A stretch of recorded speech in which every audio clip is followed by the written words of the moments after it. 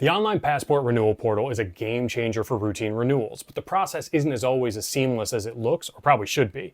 We've seen your comments. The portal is still hitting travelers with confusing prompts and technical dead ends that are stalling applications. So today, I'm answering your questions and your comments so you can navigate recurring issues, like this 14-day tracking black hole and the photo upload glitches that the automated system isn't even designed to catch. So if you have urgent travel plans and you need a guaranteed timeline, use the link to our verified courier directory in the description. Otherwise, let's fix trap number 1. The first problem pops up before you even see the application. Viewer Mr. Plain Old Noob pointed this out in the comments recently. When you create your Login.gov account, the system is asking for a photo of the front and the back of your ID. If you're using your old passport to prove who you are, it's confusing. What exactly is the front and back of a passport? What do they really want? Well, the cover's not going to prove anything. They all look the same. Well, you weren't the only one wondering this. This prompt comes from the Login.gov security check, not the actual State Department. So to get past it, take a clear photo of your data page for the front. That's that page with your face and your name on it. Try to avoid any glare off the plastic laminate that's on there. For the back, flip to the very end of your passport book. You need to take a picture of the inside of the back cover. There's a barcode printed on that back page, and that's exactly what the system scanner is looking for. Once you get through that security step, the actual renewal form will not ask for those photos again. You can safely delete them. Next is a big one. I want to thank viewer Richard Powell for catching a math error I made in our last video about the online renewal system. Hey, even the pros make mistakes, right? So the rule is, to use the online system, or renew by mail, your old passport had to be issued within the last 15 years. Since a standard adult passport is good for 10 years, if yours expired more than 5 years ago, it's too old. You can't renew it online or by mail. So when it comes to how you can renew, we can break this down into 3 simple rules. The first one is if your passport is more than a year until it expires, you cannot apply online. You have to apply by mail using Form DS-82, or you got to use a registered passport courier, and you can do that at any time. Second, if your passport expires in less than a year, or it expired less than 5 years ago, you have options. You can apply online if you're 25 years or older, you can apply by mail, or you can use a courier, and you can do it at any time. Third, if your passport has been expired for more than 5 years, or you got it when you were 15 years old or younger, you got to start over and apply in person using Form DS-11. If you fall into that third group and need your new passport fast, a registered passport courier is incredibly helpful. You still have to visit a local acceptance facility like a post office to get your documents witnessed. You got to swear an oath. But after that, a courier can hand deliver your application, and you can skip the processing lines at the regional agency. Put a link in the description and a QR code up on the screen for the directory of our top passport expediting services that we've personally vetted for quality and for service. Viewer MELN321 ran into a frustrating roadblock. For years, U.S. passport numbers were exactly 9 digits long. But if your passport was issued in the last few years, you probably have the next generation passport. The number in those new books actually starts with a letter, followed by 8 numbers. A lot of people think the letter's a misprint and they leave it out, and then the system instantly rejects them. You need to type that exact 9-character alphanumeric code into the system, including the letter, just like it looks on your data page. Don't skip the letter, or you won't get your application through.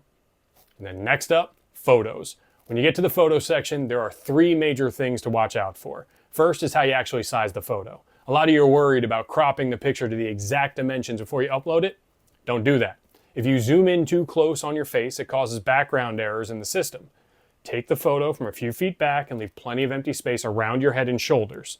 To be ready for upload, your image file just needs to be a standard JPEG or an iPhone HEIF file between 54 kilobytes and 10 megabytes. Just make sure live photo is turned off if you're using an iPhone. The online portal has a built-in cropping tool, so let the website do the exact sizing for you. Don't do it on your own. The second photo issue popping up is the false photo approval. The online portal has an automated photo checker with some basic functionality. You upload a picture and it might give you a green check mark saying it's accepted. Don't blindly trust that check mark. The tool only checks file size and head centering. It doesn't check for shadows, glare, or bad lighting. A human's going to review your photo a few weeks after you submit, and if the lighting is bad or there are shadows, they're going to reject it and put your application on hold. You'll be contacted for a new photo, and you'll just have added weeks to your application processing time. Make sure your lighting is perfect before you upload it. The third issue happens right before checkout. Viewer Caitlin Bergbauer got all the way to the payment screen for her online renewal and got worried because the system never asked her to upload a photo. This happens to you, stop. Don't hit submit. The online application is supposed to prompt you to upload a digital photo before you reach the payment screen. If you made it to checkout and haven't uploaded a photo yet, the website must have skipped the step. If you pay and submit without a photo, you're submitting an incomplete application. Again, you're adding delays to your processing time. Go back and make sure the digital photo upload has gone through. Speaking of payment, when you do reach that checkout page, you gotta move fast. The pay.gov screen linked to the renewal portal has a very quick timeout window. If you take too long to find your credit card or type in your details, the payment screen will crash out. When this happens, it can wipe your entire application and force you to start completely from scratch. So have your credit card sitting on your desk ready to go before you start the application. Here's a major warning from our previous video, which bears repeating. There is a massive catch right when you pay.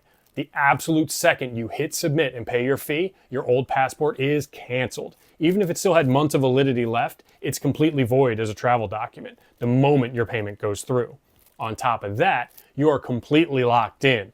With a traditional mail-in renewal, you can call the State Department later and pay to upgrade to an expedited processing if your trip sneaks up on you or it's not coming fast enough.